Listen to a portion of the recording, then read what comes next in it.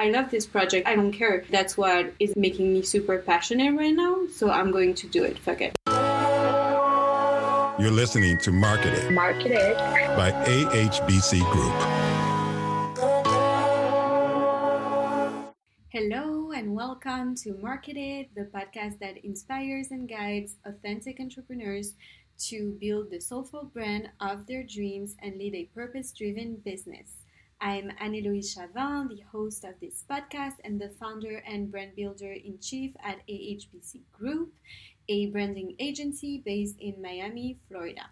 So today we are launching this new series for the Dream Brand Club.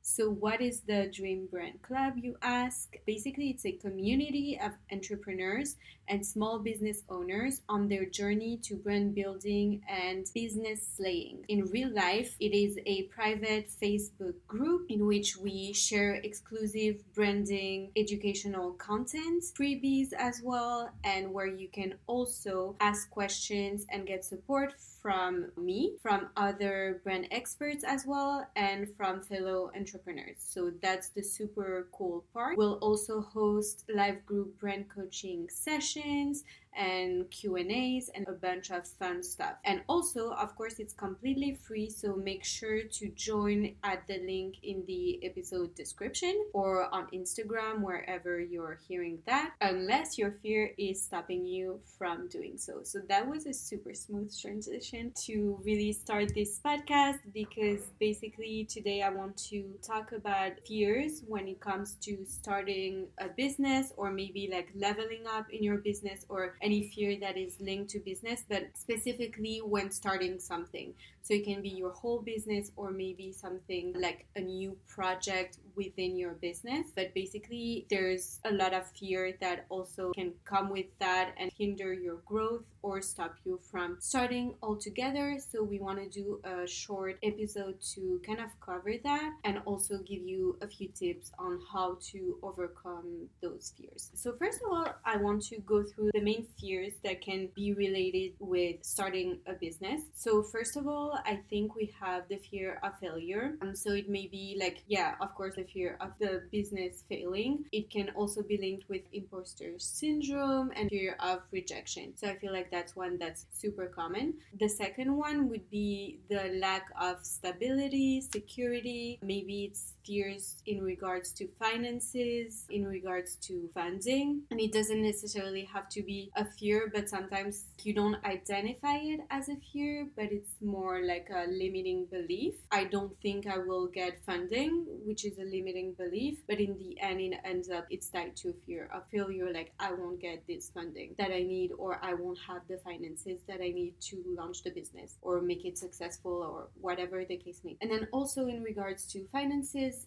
I'm not sure that I will earn enough to recover this investment, or what if I lose money, waste my time, like all of those things surrounding the finances and the lack of stability that you can have when launching your business. The third group of fears, I think, is the fear of judgment and anything that is linked to other people. So being considered crazy, what will people say? Maybe you currently have a good, stable situation and you're fearing what will people think of that? Is it like the smart thing, like really overthinking everything? And sometimes it's like true that not many people believe in you. You don't feel that support and that belief, and maybe other people are also projecting their own fears on you, and it's coming from a really good place that they want to protect you, and it's something that they wouldn't do themselves because it doesn't feel safe. And even the people who love you the most, they will always try to protect you, and it comes from a really good place, but they may also block you from doing something that you truly want to do. Then the fourth group of fears would be the fear of competition. So what is a market like? There's a lot of competition, a ton of stuff surrounding that fear of competition, and what do I have to bring that's different, or there's not enough space for me, or that industry is super crowded, or it's too late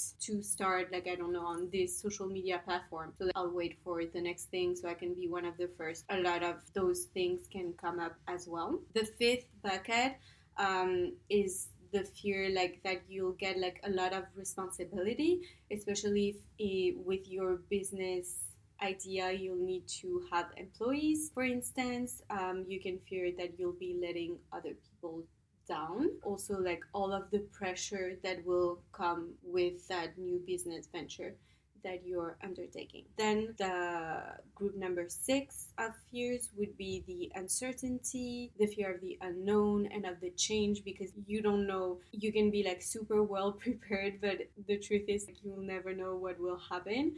But that's also the cool and exciting thing. And then lastly, I think the fear of success. Ultimately, what if it actually works out? It also implies like the unknown and change, and it's like a whole other thing that maybe you don't believe that you deserve that, and like that's more subtle to figure out if you have that one. But it can also stop you from starting that business or from progressing in your growth. And I know that's one that I have that has blocked me for growing the company or growing in some ways. So I completely relate. And so basically I don't want to go one by one and tell you what to do, because like that's not my job. I'm not a coach. But just for you to know that those are all very common. I think I went probably through all of them when I started with the business. And also whenever I'm starting with a new project, there's a few of those that will always come up. Even if like the business is established, whenever you start something, and that's even the case with that thing that we're doing, the Dream Brand Club, you think about a lot of things, launching a new project or a new program or a new offering, because even if that's not the end and that's not your whole business, because you've already established some of the stuff and the foundation, it's like, what if it fails? What if I don't recover my investment, because we're investing time and money and resources in that? What if people think it's completely stupid and like judgment? What if there's someone else offering something better?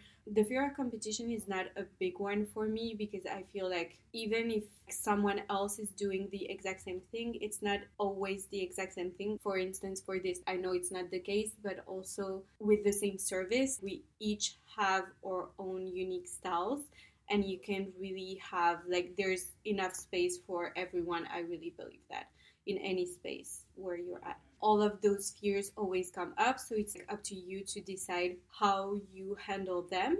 And I just want to share a few broad tips that help me with that. So first of all, I think it's acknowledging those fears and those like little blocks that you may have and encounter.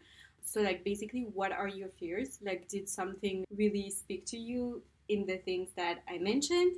I think maybe write them down or think of them, but write them down. It could be a really cool thing. And sometimes what I love to do is think of the worst that can happen. This fails, I lose that amount of money that I invested, people make fun of me, like your worst case scenario. Basically, worst case scenario, the worst that can happen, basically. You can also write that down or not, think about it, and then you realize, read it, and then you realize you're still alive. And that's fine. And basically you'll just have learned from that, and that's cool. Really, I feel like in the end, if you really think about it, the not knowing what could have happened or not trying, it's basically hindering your growth more. And having regrets, like it's a strong word for something like that, unless it's like really your business is your ultimate dream. But I feel like that would be the actual failure, and that's what I'm most fearful of, is actually not trying.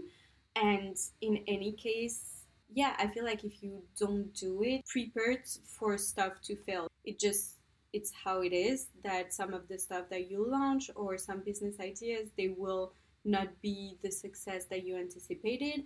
And you can also go into it like having no expectations, except like serving the people that you're trying to serve with whatever it is that you're doing.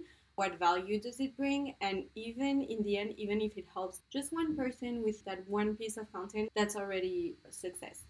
then you can have other goals, but also managing your expectations. I think it removes a lot of those fears. And when you realize it's all like super silly and those fears are all like everything is made up in your mind, and in the end, the worst that can happen is not really that bad when you think about it. And I think one of the things that really help me whenever I'm faced with anything related to fear as a mindset tool is always, am I making this choice or making this decision from a place of love or from a place of fear? And I always try to make my decisions from a place of love. And whenever I have something that is linked to fear, I always try to ask myself that question. And I feel like it's really helpful for me, because then it becomes really simple. It's like either one or the other, and you can figure stuff out really quickly and really easily, and you always go towards the lab. Like, I love this project, I don't care, that's what is making me super passionate right now, so I'm going to do it. Fuck it. Basically, that's it. That's my simplified thought process, if you will. Yeah, that was a short and sweet episode, more about mindset, but I feel like it's also super important when it comes to starting your business and like really investing in yourself, with then your branding and like all of the energy that you'll have to put in building your brand. And yeah, it may sound like a bit broader than what we usually talk about,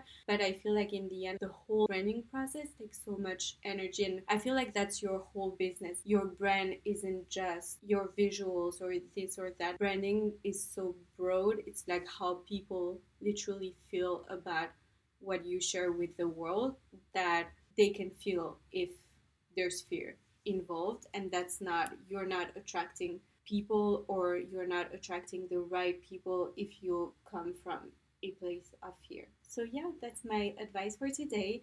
Thank you so much for listening to Market It and to this new Dream Brand Club series. I'm your host, Anne, and I hope that this episode brought you value. If you enjoyed the episode, it would mean a lot if you could take a few minutes to rate and review the podcast. Follow along on Instagram at AHBC Group so we can stay in touch. And also, don't forget to join the Dream Brand Club at the link in the description, the caption, wherever you're seeing or hearing that. Talk soon.